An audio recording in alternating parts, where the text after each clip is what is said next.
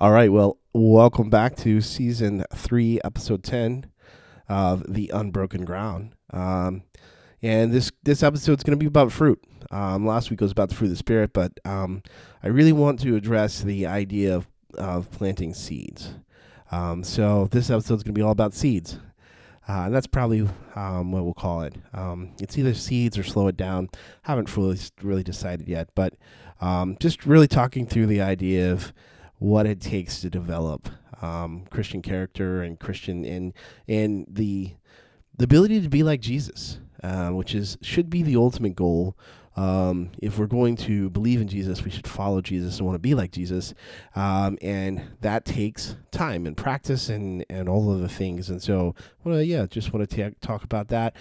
This is maybe a little bit shorter one. I didn't do one last night because I was sick all weekend, and I don't know how long I've got for my voice to give out or my nose to start just making weird noises that don't sound good on a podcast. Not that that stopped us ever from recording those. If you listen to anything with Jim and I, you know that we've just let it run. Welcome. If this is your first podcast, welcome. Glad you're here. If this is your 100th, welcome. Glad you're here. As always, you can catch up with me on the Facebook /The Unbroken Ground. You can find me on at The Unbroken Ground on Instagram and also The Unbroken Ground at gmail.com. Let's jump in.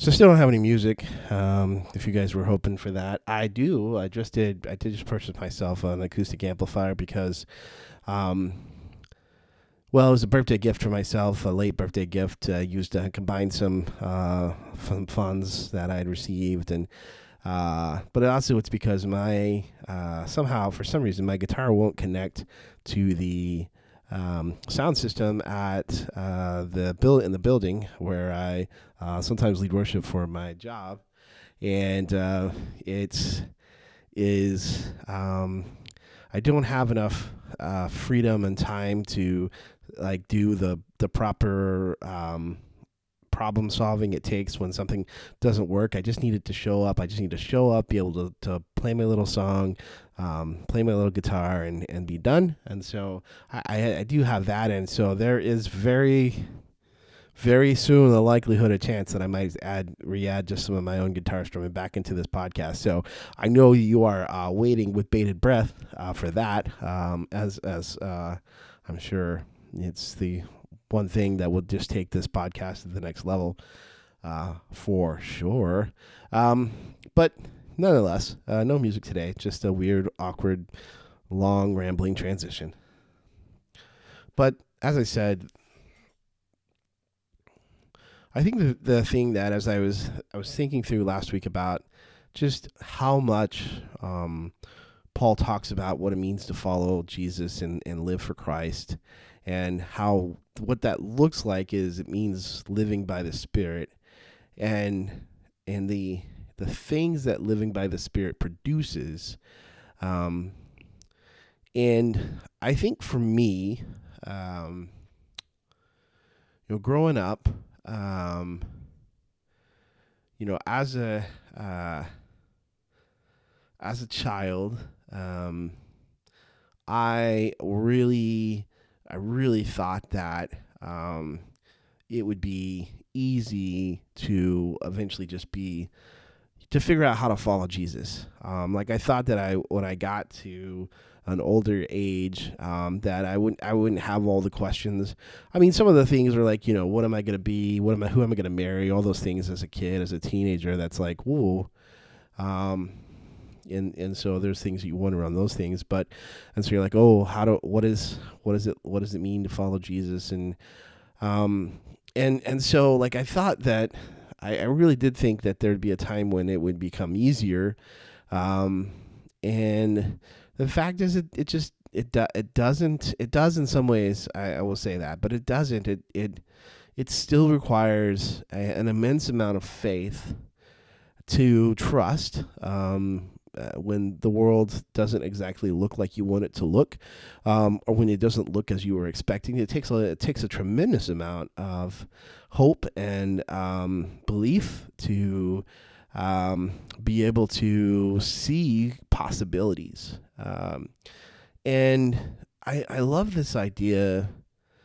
I love this idea because there's this sense that Jesus talks about the kingdom of God like a man who plants seeds in different parables, and not just but and the idea is that the tiniest of seeds was planted, and specifically, like if we talk about one parable specifically, I mean, he uses seeds a lot. There's a song in Vacation Bible School that I learned, and then I've carried on to teach. It's called "The Word of God is like little bitty seeds scattered all around." And the kicker that so my choir director / youth minister showed us when I was like in fifth and sixth grade, youth choir or kids choir or whatever, and we would sing this song. Is that you get to the last verse, and it's the word of God's like little bitty seeds, and you use your little bitty tiniest voice, and so you're like, the word of God is like little bitty seeds, and it is it's kind of kids just to like get into the goofy voices, and there's hand motions and all that kind of stuff, but specifically. That's more like the parable of the soils, which I've done a podcast on.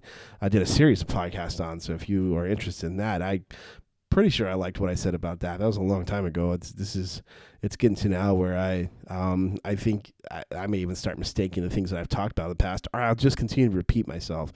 And maybe that's the point. Is just repetition will hopefully help us all get it together. But so that the song. Is about the parable of the sower, but there's another parable that Jesus talks about, and he says, the kingdom of God is like a mustard seed, although it is the tiniest. It grows up into something that's huge and or big and big enough that a bird could land in its limbs, and the idea that I think that.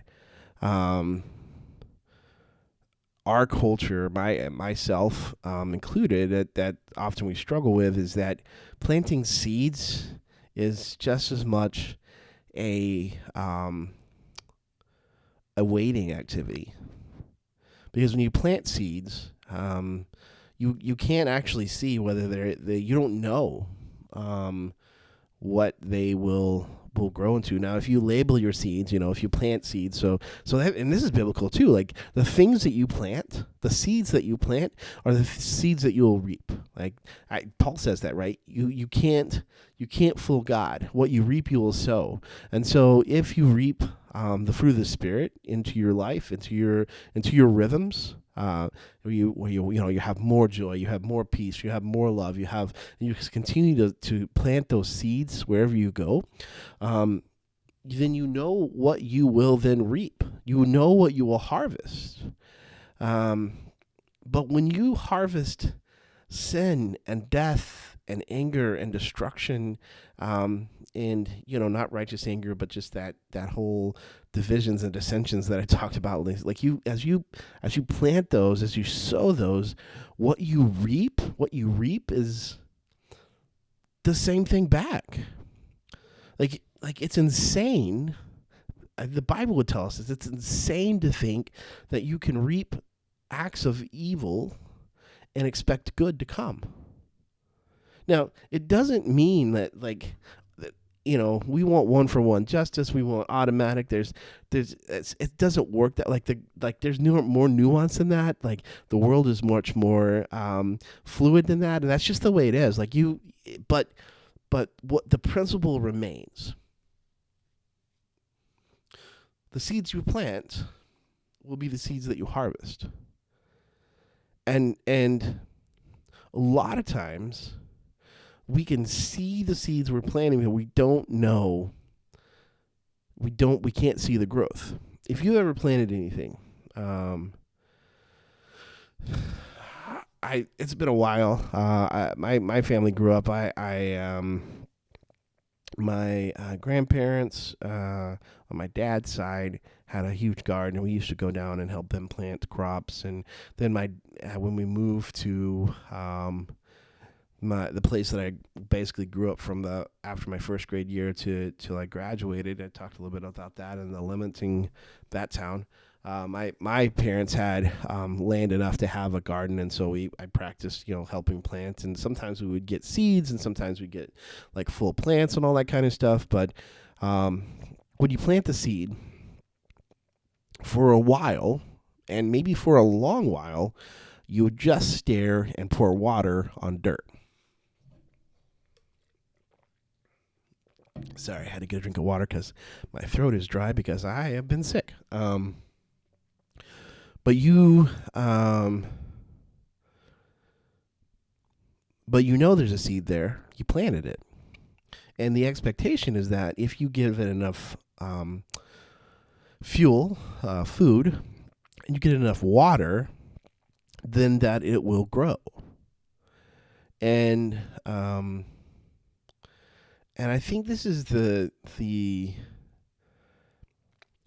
hard thing, as I was saying earlier, about today's world, and especially for me. I mean, and maybe not for you. Maybe you've got this down, but patience to see that the seeds you plant bring things to life. That we might not grow too weary of staring at the dirt, of watering the dirt where we know we've planted seeds, and yet we're not seeing a harvest.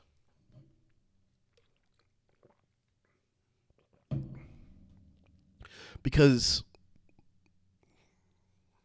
we live in an instant society. We want instant results. we want it now. And sometimes God gives that to us. Sometimes we do get it now.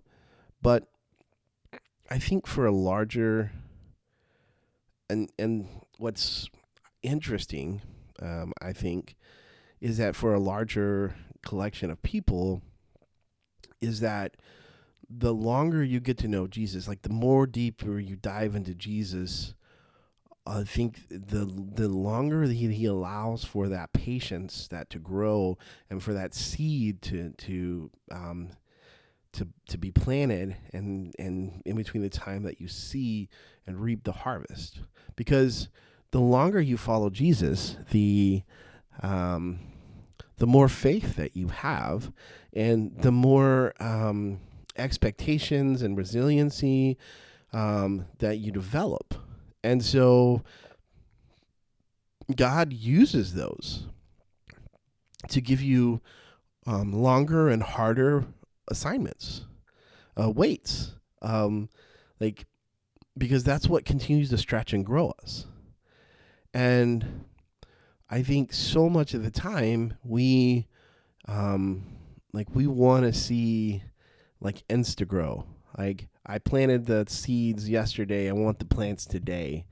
Like, what's going on? Why isn't this working? And if it doesn't instantly work, we begin to think, am I doing this wrong? Did I miss something?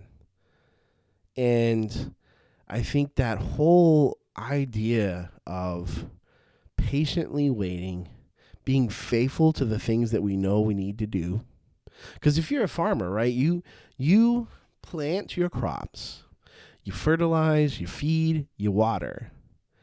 Even though it's going to be weeks, if not months, in some cases, before you'll see a harvest. You'll go out and you'll pull water. That was terrible. Pull water. Little bit of seeds. You will go out and you will pour water on dirt, knowing that there are seeds that are receiving nourishment, that are growing into plants that haven't come up through the surface yet, that you can't see with your eyes. But you know they're there because you've done this. You've planted before. You've watered before. You've seen it. And every year, year after year after year after year, it continues to happen. And that's kind of the way when we develop that close, strong relationship with Jesus, is that like people assume, and this is and there's nuance here, and so I just want to say this is not the only observation or the way to think about things, but people assume that the closer you get to Jesus, the more you get to Jesus, the faster he answers your prayers, the easier life is. But there's this paradoxical quality to being a follower of Jesus. And if you look at the people who were closest to Jesus, their lives did not get easier. In fact, Jesus looked at them at the end of John. He's about to go to the cross, and he's like, you're going to have trouble. Like, you are my witnesses. You are my people. You're my family. You're my sons and daughters and moms and dads. Like, this is who we are. We're in the family. Like, you're adopted in. You're going to have trouble. You are going to have trouble. Like, the closest people to Jesus, he wasn't like, hey, you got the fast track. Whatever you ask, as in whatever you want, like whatever you want to ask about, whatever you like, $1 million or nicest car or the most beautiful bride or whatever. He's like, yeah, I'll give that to you. And that's actually not what he says. He's like, if you come to me and you pray for those things that my Father wants, like what my Father desires, and you ask for those things in my name, I will give them to you. And like, we get so caught up. This is a whole side conversation. I'll come back to the other in a second. But we get so caught up. This is what's so crazy to me,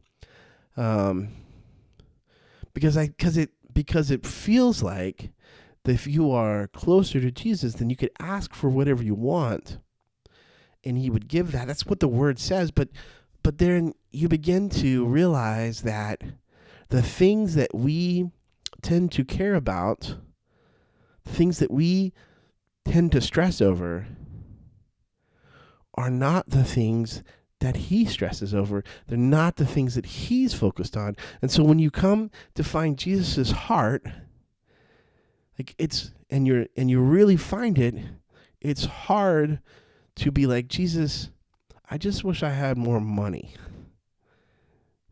I wish I don't have enough.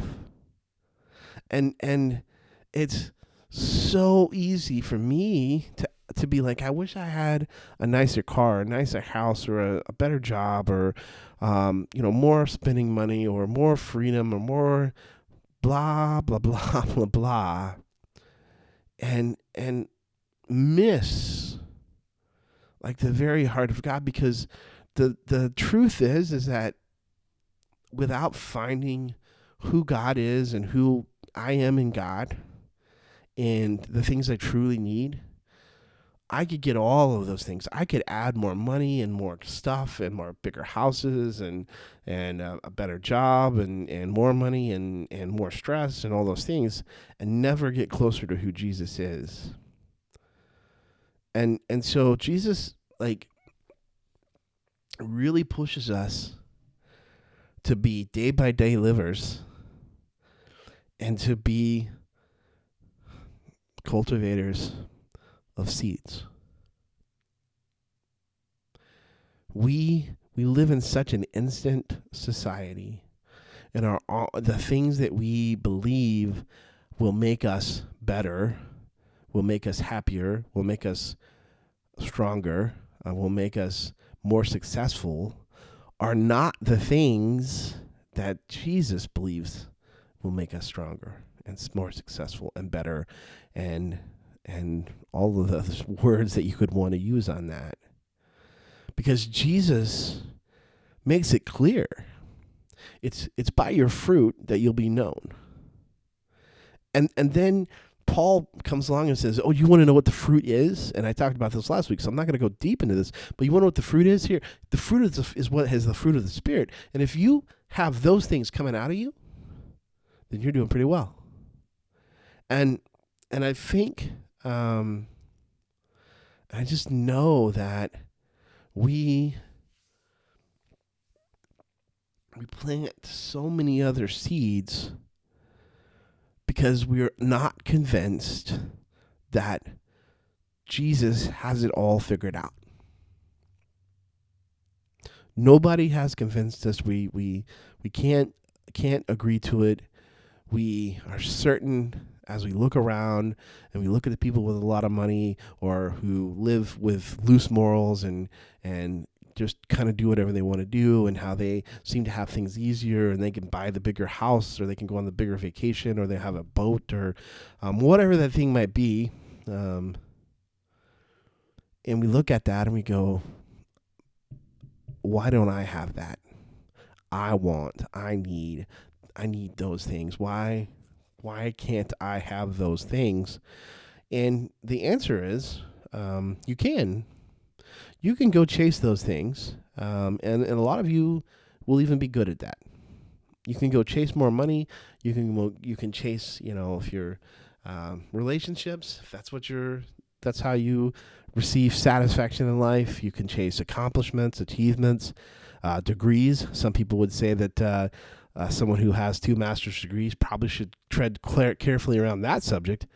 But here I am. But you can chase all those things. You can do that in your own strength. And you can plant the seeds to get those things. But there is just evidence after evidence, and because Jesus tells us that they're hollow, that they're unfulfilling, we shouldn't. We still do, but we shouldn't. And I think, as I said, it's because we aren't fully convinced that Jesus' way is the best way. We aren't fully convinced that if we truly live in the way that Jesus calls us to live, that our life would be better. In fact, I think there's a hesitation in us that we're afraid that if we truly live like Jesus wanted us to live, if we truly did that, we would have to give up so many of the things that we hold dear. And our freedoms, as precious as those are, like we talked about, like Galatians talks about, he's like, you were not set free to have license to do whatever you want. You were set free. You were set free for a purpose, and that purpose was to glorify God and to serve one another. And so when we take when we take what we think makes the world successful and we marry that with what Jesus says, we create this monstrosity, this Frankenstein's monster of the gospel, but with our values pasted on top, kind of like a 3-year-old, trying to paste macaroni on top of a face. What we realize is that we don't have the genuine thing, that realness that is what Jesus is wanting for us as his followers. Because when we create a Jesus plus, and we do this with a lot of things, because like it's so easy to do this. We do it with a lot of things, and in America, we very, very, very much are enamored with wealth and with materialism, and we often even think that our happiness, is based on our ability to buy more things, or to have a nicer car, or to not have to worry about paying your electric bill, but having all of those things. And Jesus is like, none of that is where you're going to find life. None of those are the seeds that you're going to plant that's going to harvest life. He's like, you can, there's, and this is where you get into this weird thing, because we live in a capitalistic society that worships capitalism, that worships money, and it's like Jesus is like, you can't serve both God and money. He says the root of all evil is the love of money. And yet we continuously define ourselves by what we do for our jobs, and in that we continuously define ourselves by what we make, and whether that's fulfilling or whether that's worthwhile or whether that's enough. And because we are in a capitalistic country, we're surrounded by people who make the economy the idol, and worship that, and it's dangerous, because Jesus states Jesus states plainly in the Word, you can't serve both God and money. And so when you plant seeds of greed, when you plant seeds of dependence upon not God's strength and not God's power, but upon your own ability to obtain money, and again, it's a nuance, right? It's not an all or nothing. As people like, that is a false argument. And Paul's just saying that, we ought to we just nobody can have stuff, right? That's not allowed. Everybody has to just give up their ability to own things, and it's Jesus is against us having possessions and having money, and that's not really what it's about. But it's about your heart and how easy it is for money to come and stuff to come onto the throne of your heart. And then suddenly you start trying to serve both money and God. And you will find destruction. It will lead you down the path. And that's what Jesus says. That you can't serve both. And so you can't plant seeds of greed and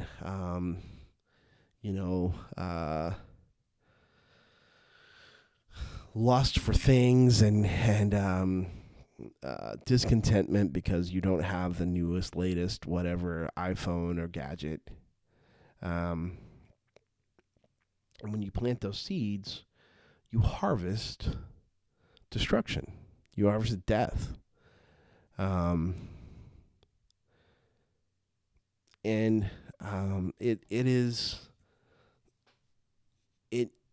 It shows up around us so clearly. Like our world, like if you have not been paying attention, here's what I think is true for our world, and I think it's something we should pay attention to, is that we have planted the seeds of capitalism and greed and obscene wealth, and we have made those the goal. And even if you just imagine if Jesus said something like, hey, go and sell all your stuff and give it to the poor and then come follow me. Like if that was a requirement to come be a part of church in today's society, how well do you think that would go over? How many people would be leaving the churches in droves because they were unwilling, just like the rich young fool was, unwilling to give up their earthly wealth to receive heavenly wealth. And then people will be like, well, the point is not that we all ought to live in abject poverty, right? It's not even, the point isn't that we all should live in abject poverty. The point is that we all should live comfortably. That's not wrong to live comfortably and want to provide things for your family. And Jesus isn't really talking about that. He's talking about the throne of your heart. And when we don't put it in, when we aren't able to critically examine our attitudes and our heart towards things like money and wealth and what it means to be well off and what it means to be respected, we lose our ability to really discern. And so it's we plant the seeds where we lose our ability to discern what makes a person a good person or what makes a person successful. I mean, are billionaires successful in God's eyes? Well, that's a good question. I mean, it's hard to know people's hearts, but if you say, well, show me the fruit. Just think of them. Now, there are maybe 1 or 2 billionaires who are fully devoted to Christ and who, despite having billions, try to give away as much as they can to wherever they can. Like they're so busy trying to outgive God to God. Maybe that's out there, but honestly, if you look at the billionaires, I think what you see is not that.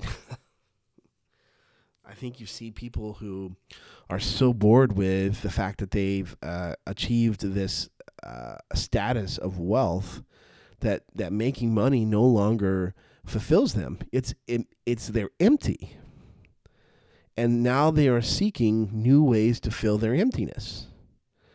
Like they thought that if I just had more money, I would be fulfilled and happy, and I would be all of those things. And what you see time and time again is that you see billionaire people who have all the stuff, all the nicest stuff, and yet still find themselves unfulfilled. And so what do? They have to run for office, or they have to do something that makes where they can be in control. And so it's no longer about just having money, but it's about having authority, and that will make them fulfilled. But that's not fulfilling either. Like it can be thrilling. It can be thrilling. It can be you can say that drinking coffee is the same as eating a meal, but your heart rate's going to go up, but it's not going to fill you. It can be thrilling. But it's not filling. And what we see Jesus come back to is saying, like, if you want to follow me, then it's like planting seeds, and then watering and feeding and encouraging and nourishing and watching and waiting. And the seeds that you plant, like, God will not be mocked. You'll reap what you sow. So the things that you sow will then be the things that are produced in your life. And I think that's the point I want to get to. Like I definitely plan on this being a shorter one tonight, so I want to get to that kind of point. Despite all of my rambling, you may not like the way the world is today. There's a lot of things that are going on right now that I'm not a huge fan of, and that I don't support, and that's just the way it is. But truth is, I can't change a lot of those things yet. Maybe ever, but what I can do is how do I plant seeds of the fruit of the Spirit in my life, around me, in my friends' lives? How do I plant those seeds, and then how do I care, nourish them, grow them, allow them to become young plants, and then allow them to be harvested, the fruit and how do I do that? And I think the simple answer, which is the hard, I mean, it's simple, but it's also profoundly hard, is that it's being intentional to plant seeds daily of love, of peace, of joy, and then nurturing those seeds, watering, feeding, hope, patience, kindness. Like if you look around your world and you're like, I don't like the way the world is around me, and God's like, I've put you there, plant your seeds, and then let your let them grow, and they'll produce the fruit. And that's why Jesus, I think that's why Jesus makes it important to know that he's like, if you want to recognize who people are, it won't be about how good they can talk or how many verses they can recite from memory or how pious and religious they can sound. He said, you'll know people by the fruit their lives produce. And guess where that fruit comes from? It comes from the seeds that you plant in your life, and then you nourish and you grow.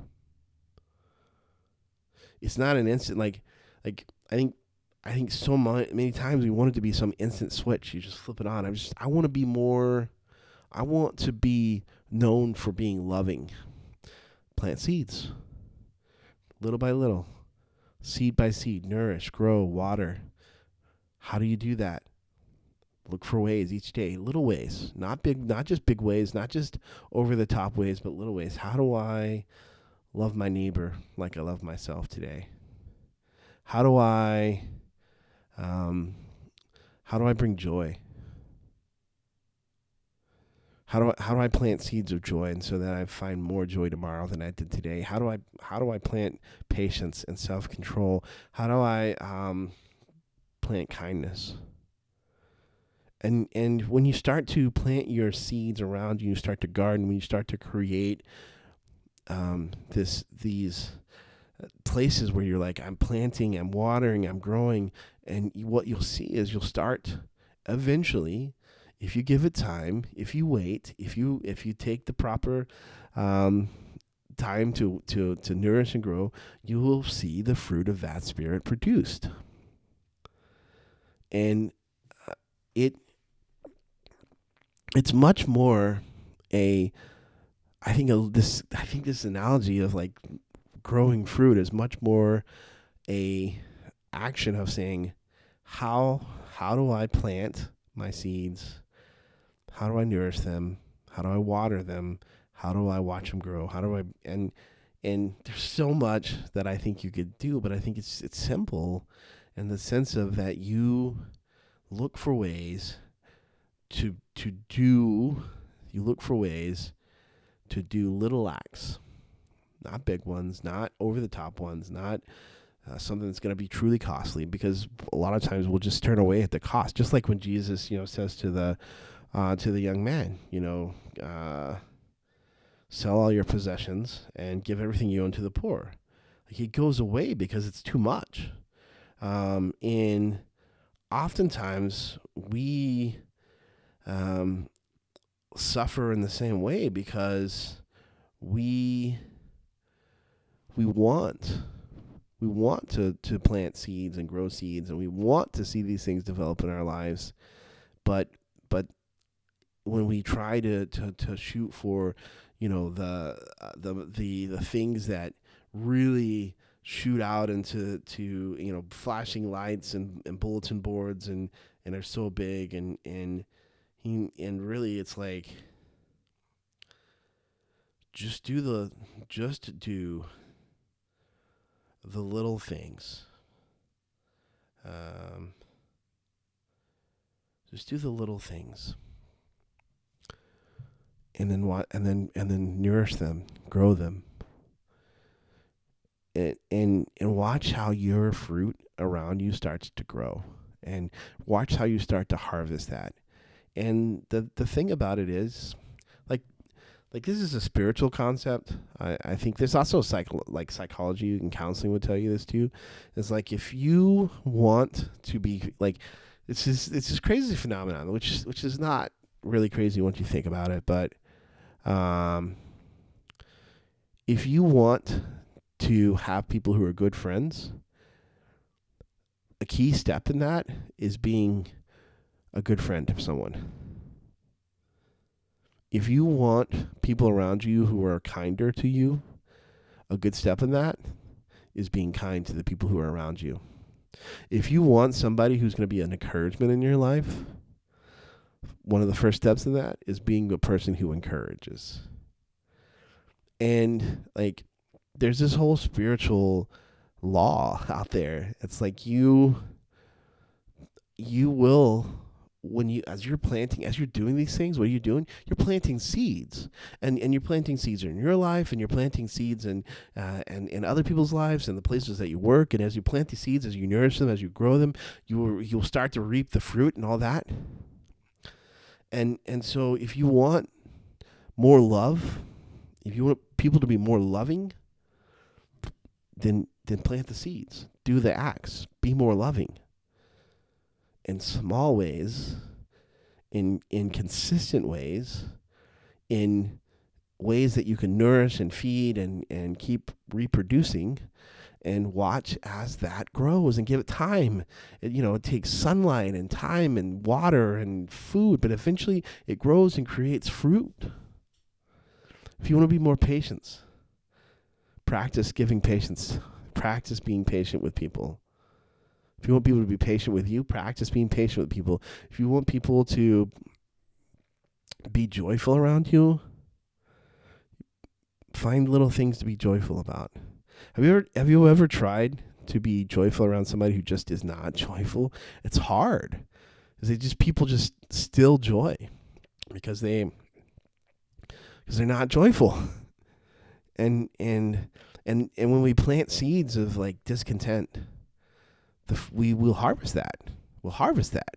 That's what we will. And so I think sometimes we come to a point where we just hit kind of rock bottom in our spiritual walks, and maybe even just our emotional and mental, and we're like, how did I get here? And I think at least some of the question is that the seeds that you planted, you're now reaping. So if you planted, arrogance and anger and hate, you'll reap that one day. And so we must be careful what we plant as seeds around us. And we must be patient for those seeds to grow and produce fruit. There's no insta growth. There's no immediate production. It's time and nourishment and care, growing so that you can harvest the fruit. And Jesus says this. He says, you will know them by the fruit they produce. So if you want to produce fruit that's like Jesus, you must plant the seeds of the things that are like Jesus. And if you don't, you'll reap what you sow. It's, God is often very hands-off in that.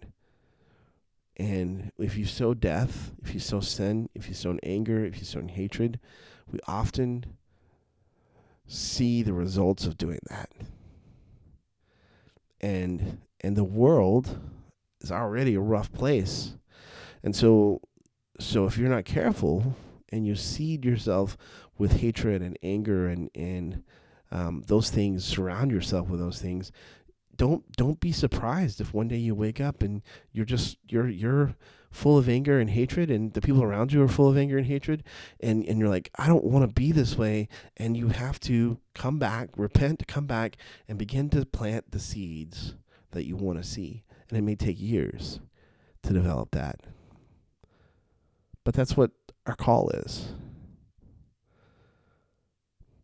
To follow Jesus, to be like him, to plant seeds that are tiny, like mustard seeds, but they become so big that they can support life. It takes time.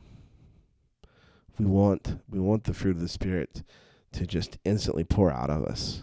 But I think the answer really is it takes time, and it takes work, because we're planting seeds, and we must nourish and grow and nurture those seeds so that they'll come to full fruition.